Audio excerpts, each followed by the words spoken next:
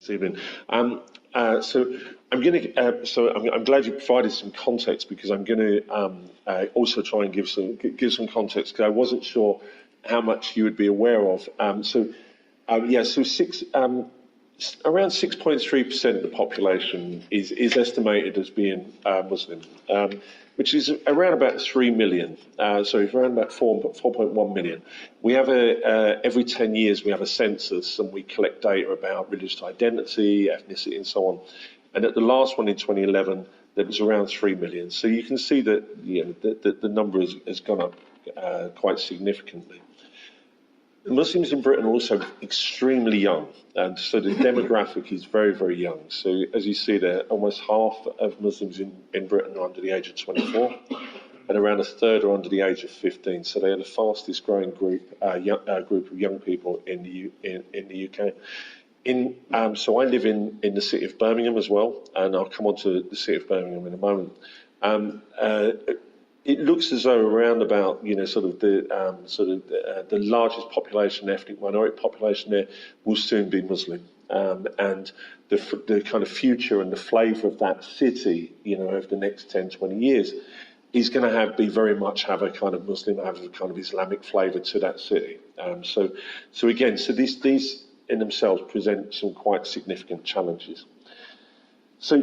Over half of the population, over half of Muslims weren't born in the UK, which is maybe surprising, but also quite interesting.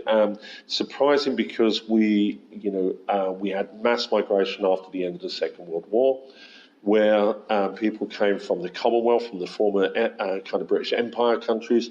So from Pakistan, Bangladesh, and India, that would be the kind of the largest percentage of Muslims. That would be their heritage. But also now, increasingly, we have Muslims from sub-Saharan Africa. We have a significant number of Somalis, of Turkish, Iraqis, but also a growing number of white converts to Islam, white British converts to Islam, and also black kind of Caribbean converts to Islam as well. And so in places like London, places like Birmingham, you will see quite significant numbers of kind of converts, black and white converts to Islam as well. Around 94% of Muslims in Britain speak English well. It's sometimes perceived that English and English language presents a barrier. The reality is that the number of people in the UK that don't speak English well is very, very small. And most, even if they choose to speak their kind of maybe their home language or their cultural language in the home, most are able to kind of engage in the kind of public spaces in Britain. And I think that this last point the one but last point is really key because around just under half of all Muslims in Britain live in the 10% most deprived areas of the country. So roughly 50% of Muslims live in the 10% poorest areas. And I think that we know that Muslims largely live in the big cities, in much the same way as most of the ethnic minorities in Britain do, and they live in very, very poor, deprived circumstances. The interesting part of this is that around 85% of Muslims in the country say they feel as though they belong in Britain. And around 55% say that their British identity is important to them. When you ask the general public, the British public more widely, only 44% of the general public say their British identity is important.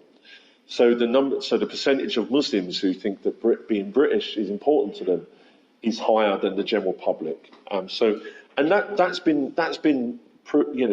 kind of come through on a number of opinion polls, through a number of surveys, through a number of pieces of research, and we've seen that for around about 10 years. Is that Muslims tend to identify themselves more as being British than actually sort of the wider population. There are some issues with that. We also, if we look at our black communities, black communities will identify as being British rather more so than English, because the English identity has a much more is seen to have a much more racist kind of past. So Britishness becomes something which is much more encompassing, much more kind of diverse in terms of that.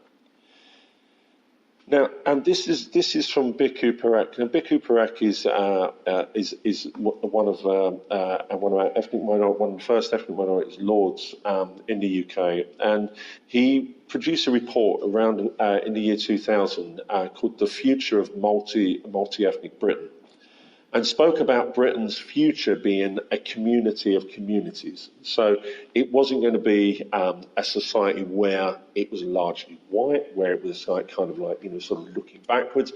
But in looking forwards, it was going to become increasingly diverse. There was quite high levels of kind of intermarriage, kind of intercultural relationships, and that at this time, around about the turn of the century, there was a kind of positive view that Britain was be moving in the kind of right direction in terms of acknowledging and recognising its kind of multicultural, multi-ethnic future. Within a few years, and I'll come back to this, is Bhikkhu Parekh was saying that actually sort of what had happened in these few years was that Muslim communities and the religion of Islam in Britain had become kind of constructed as the enemy, constructed as a problem. That actually all of society's problems that there were, whether these were social or cultural or economic or political, were largely being blamed, the Muslims were being blamed for that. They were being constructed as a scapegoat. And there was this very clear view that actually because of this, there was an emerging discourse which was coming out both of the kind of social spaces in maybe terms of the media, but also in the political spaces as well, that Muslims cannot belong to Britain. That no matter how much Muslims say they're British, there's a clear perception that Muslims will never be British. And that kind of cultural divide is something which can't be bridged in terms of that. So I thought I'd draw upon four key events which I think have been kind of critical to the way in which Muslim integration has begun to seem to be problematic. And I think the first we can go back to 1989. And one of the things is what's really interesting. So as a child growing up in inner city London, it was a very diverse space in the 1970s. But everything was very kind of, your kind of classification, your identity was very clear. You were either white, you were black, or you were Asian. And that notion of Asian was kind of very broad. And within that, you would have Sikhs, you would have Hindus, and you would have Muslims, and you would have Buddhists in there. The Asian kind of identifier would include those from, say, Southeast Asia, but also those from the Indian subcontinent as well. And so there was a lack of, it was a very simplistic way in which people identified themselves. By the time we got to the 1980s, there was a kind of recognition that we had Muslim communities. And it sounds really weird even being a kind of voice in this, but prior to the Satanic Verses affair, so the publication of Salman Rushdie's book, The Satanic Verses, which Muslims saw as being blasphemous, it was very unusual to see or talk to or refer to a community in the UK as being Muslim. With the kind of issue of the Satanic Verses, with the Ayatollah Khomeini issuing the fatwa calling upon the death of Salman Rushdie, a number of Muslim groups in the UK began to protest on the street. There was book burnings, there was kind of like mass demonstrations, there was firebombs of certain bookshops, and suddenly you had this kind of recognition that actually sort of this kind of enemy that maybe had been perceived in the media and in politics in terms of the Iranian Revolution. And then the kind of role of the Ayatollah Khomeini, even though he was a Shia Muslim, and the vast majority of Muslims in the UK are Sunni Muslims, that actually there was this link being made, that actually somebody externally, a Muslim externally, that was kind of been constructed as this enemy, was actually having a huge influence within Muslim communities in the UK.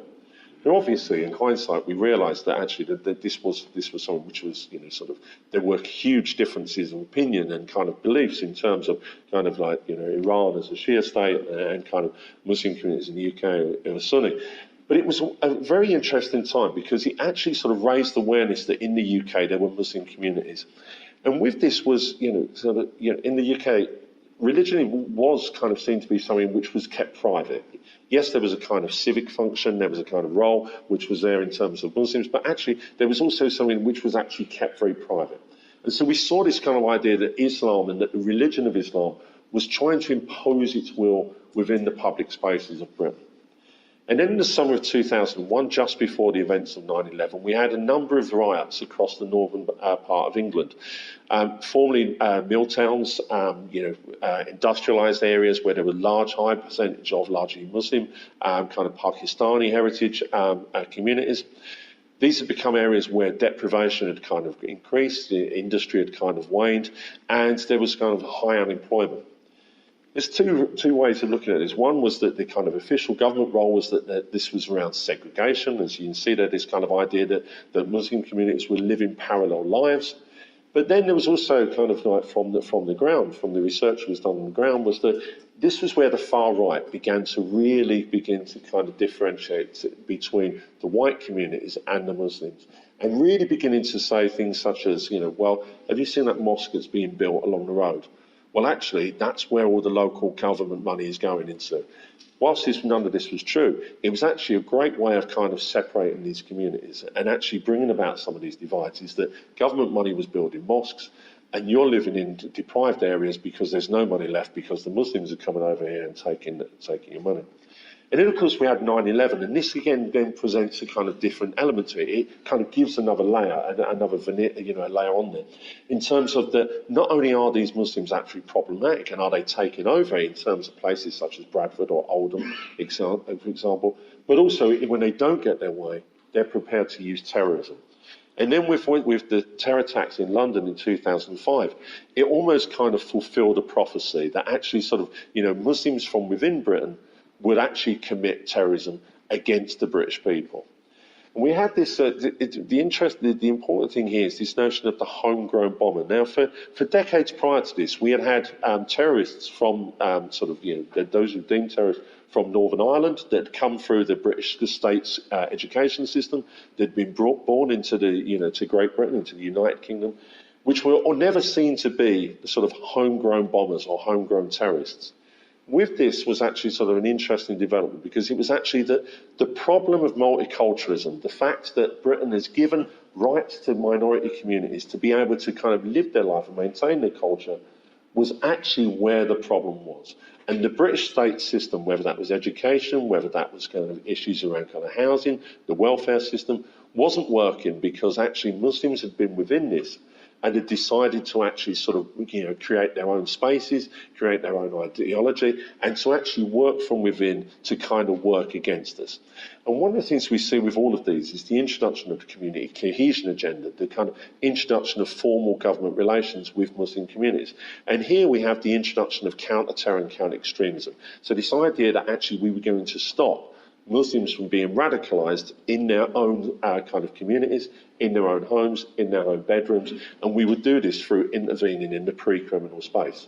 And so this was a new development in the UK, is that actually sort of the security services and the police would intervene before somebody had committed a crime to actually try and stop them from committing a crime. And then the final point was the Trojan horse. Now, I'm not sure if how far this story has kind of, or this event has kind of travelled in terms of Europe. But this occurred in Birmingham, and this was in 2013. And there was a letter that was an anonymous letter which was published in a national newspaper, which said that there was an Islamic takeover of 20 state schools in the city of Birmingham. In response to this, West Midlands Police, the police force which governs the area, said that immediately that the letter was a hoax, that there was no truth to this. But it prompted the largest single investigation into the British education state system, the state education system in the UK. Nothing was actually found. There was no allegations of this. But actually what we found was that there was an introduction that actually something had to be done. And that, sort of Muslims were taking over from the inside. And even though there was no evidence to show that this was actually occurring, there's I'm not sure if it translates into the Spanish sentence, but we have a kind of phrase that says there's no smoke without fire. So it's like, so even though we haven't found the evidence that actually the smoke wouldn't be coming out if there wasn't a fire somewhere, we just haven't found that evidence as yet. And so we see that this has kind of like become, this really shaped the integration thing. Going back to 7/7, what we have there is that Muslims were blamed for the success of Britain's multiculturalism. That actually, because Muslims wanted to be separate, because they were self-segregating, because they were perceived to be the enemy within, they were against who we are and who we were. They were against our way of life, our culture, our values. They were against everything that we were seen to be able to kind of uphold there. And one of the issues here was that what we see is from around 2005 onwards is a real hardening of the political discourses. Whether it was the mainstream at the time, kind of centre-left, Labour Party, which was in government, or whether it's the kind of centre-right Conservative Party, which has come since, or whether we move into the kind of more extreme, into the far right and the far left, the discourse about Muslims and Islam was very much the same. That Muslims are a problem, that Muslims don't want to be a part of the UK, that they want to take over. Not only do they want to take over the UK, but they also want to take over Europe as well. And we had these kind of issues around kind of Islamification, Islamicisation, the Islamic takeover, and so on.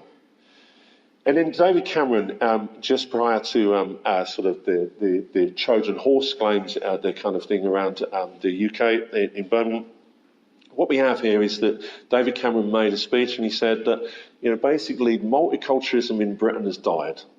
And as he says there, we've tolerated segregated communities behaving in ways that run completely counter to our values. And so he said, we can't be passive anymore. And the response was to have more pride and more patriotism around Britishness. And you can see that this is the largest selling newspaper in the UK. Cameron tells UK Muslims, be more British. And so, actually, what does that even mean? What does be more British mean? I mean, it's very difficult, because my notion of Britishness is completely different to sort of what somebody else's notion of Britishness is. There isn't a kind of homogenous kind of culture which exists within there. But on the back of the Trojan horse claims, the new policy that was introduced was what we refer to as the Britishness agenda. So all state schools now are legally required to actively promote British values. And those British values are there. They're democracy, rule of law, individual liberty, mutual respect and tolerance of different faiths and beliefs. Now, what's really interesting there is that sort of as a society which is increasingly diverse, I think that the census around 85% of the population still identify as being white. But we have, by the time of the next census, I think around 20% of the population in the UK will identify as being non-white. We don't have their mutual respect and tolerance of difference, whether that's in terms of race or ethnicity, in terms of sexual orientation, in terms of gender, but it's purely focusing in on that notion of faiths. And that this was something which we saw that actually the view is that Muslims are intolerant of other religions and other faiths. And so it feels that this is a... The interesting thing is that those values are not in any way distinctly British. You can look at values in two ways. You can have those cultural values, which might be, the British like to queue, we like fish and chips, we like a cup of tea, and those kind of things. And then we go to the civic stuff, and actually, if you look across much of Europe, those civic values would pretty much be upheld across most of the countries, and of course, again, in many other parts of the world as well. And so this was a really interesting one, this idea that actually sort of you have to promote British values, but actually, in ways which are kind of not very tangible. So even children, small children at age 2 that go to nurseries are required to actually be, British values are required to be actively promoted. I've still never been able to work out how you teach a 2-year-old democracy, rule of law, and so on. But this is something which has kind of become very much embedded in them. Now, what was interesting about this was that these were first published in the government's counter-extremism strategy in 2011. So these weren't new. These were something which was actually a response to the terror attacks, to the kind of extremism that was seen within Muslim communities in the UK. This was seen to be something which was needed in terms of stopping the radicalisation of Muslims in the UK. And then when this kind of hoax became apparent in Birmingham, it was there suggested that actually sort of this is what we needed again in terms of this. So for many, this was seen purely to be a policy which targeted Muslim communities. Everybody else seemed to be okay, but Muslim communities were seen to be the ones that actually needed to be taught to be more British in terms of that. I realise I've not got too much time left, but one of the things that we have with British identity is very much based on the notion of us and them. And I guess that the kind of recent move towards Brexit actually has reinforced this, that actually sort of notions of Britishness is that we aren't anybody else. We aren't the French. We aren't European. We aren't Muslims. This notion is there. And you can see that, it comes back to this notion of empire. Empire is absolutely key there. Whilst the term great in terms of Great Britain was there in terms of like the Greater Britain, in terms of the empire, the kind of landmass that Britain controlled, in that kind of populist sense is that when was Britain, what made Britain great? And it comes down to power. It comes down to strength and power. And if we look back in the British consensus, in the popular consensus, since the end of the Second World War, Britain has not been great. Britain has not been great. What's the cause of that? The cause of that is immigration. The cause of that is diversity. The cause of that is the fact that Britain has kind of given up some of that power that it was perceived to have.